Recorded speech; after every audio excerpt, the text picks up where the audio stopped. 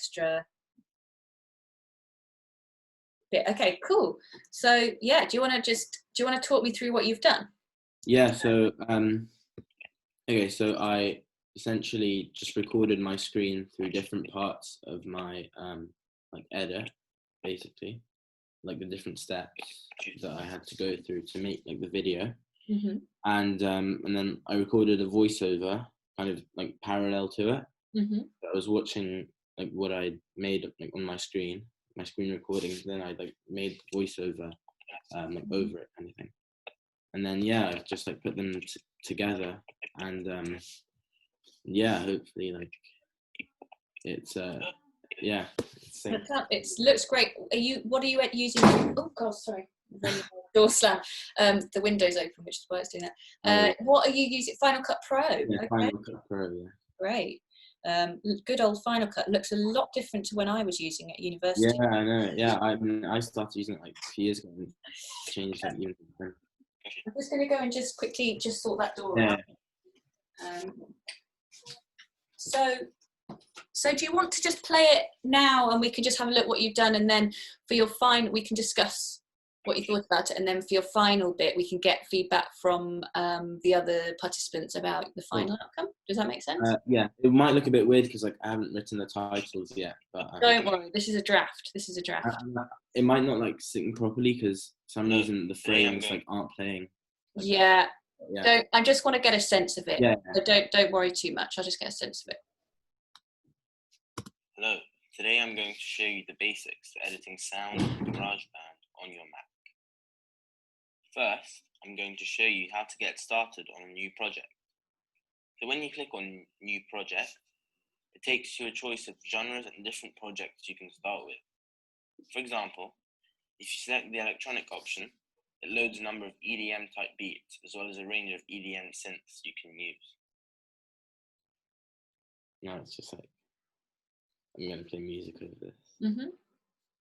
You can also start your project completely from scratch by selecting Empty Project, which will open up GarageBand with nothing already loaded for you, where you can select a track type from there and get working on it. On here, there are a number of different track types.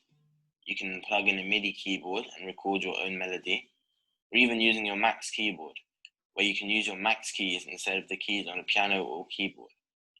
You click on Window on the toolbar and select Musical Typing.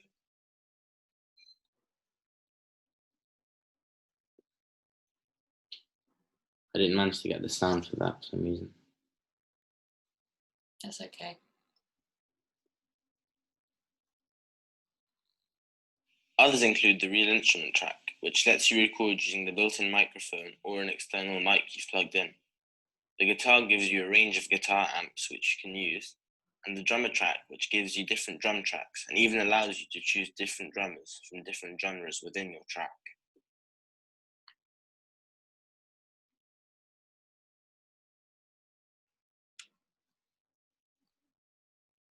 Okay, so I've shown you how to get started.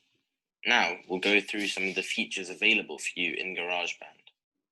GarageBand provides a large library of loops which you can use by clicking on the loop button on the top right of your screen.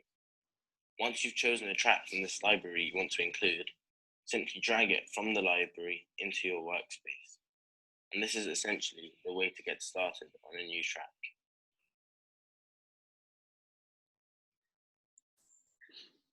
As you can see, however, there are many grayed out tracks which can't be played. This is simply because you need to download them separately, as they do not come with GarageBand when you initially download the app. This may take a while, but it's definitely worth it, as it does offer you a larger range of tracks you can use. Of course, there are many other features and effects you can play around with when you've learnt the basics, so have fun with it really, and try out different things.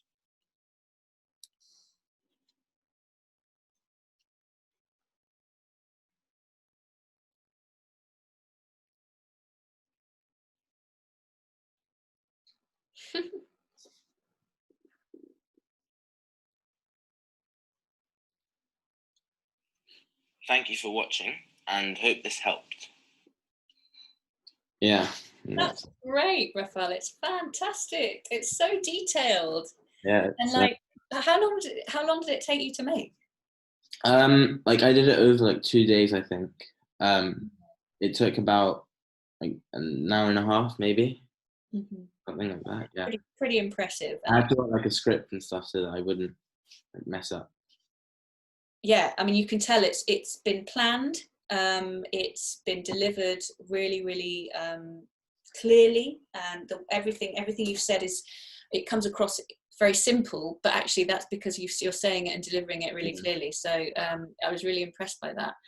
And also, yeah, just the kind of I'm really glad I said this to Wylan as well, that you introduced that initial stage of setting up a project, because it's quite easy to just go straight into the filters and the fun bit, when actually the most thing that people stumble upon is usually setting up projects, making sure files are in the right place, that kind of stuff. So I think on the whole it was really good. And what was the process like actually doing the edit? So you had to what steps did you go through to make the film itself? Yeah, so like so I recorded the what's it called, my screen using like QuickTime Player. And then I just like dragged and dropped them into the edit. And then I like recorded my voice using my phone, like the Voice Memos app. And then I just emailed them to myself and then downloaded them. And then there's like a long import process. And then once that finished, I could just like put them underneath like the corresponding like video. And then that's basically it. It's not like intense editing or anything. It's just like no, but it's still you gotta have the right bit with the right bit, if you see what I mean, and that takes time to work out. And the story, that even though it's an instructional video of how to use GarageBand, you've got to tell a story with it. It's got to make sense. It's got to have a start, middle, and end. And you've made the titles coming up to kind of give it pace. And obviously you'll add in a bit. Did you say you're going to add some music in as well? Yeah, for the blanks, like where I'm not speaking. Yeah. Is there anything you would do differently next time if you could do it again? As in I'd probably probably edit my record my whole screen so that they maybe get like a better idea of like how to find things in the toolbar. It's not the whole screen, but and obviously with anything like this you could go on and on and on couldn't you, with going into even more detail. But I think that was just enough to give a good, just like a really basic intro. Well, on the whole, I think you've done a fantastic job, and I look forward to seeing the final outcome. I think it'd be good to get feedback from the others, because ideally in reality it would be lovely for other people to watch your video and then do a little little sort of participatory activity or something that uses GarageBand.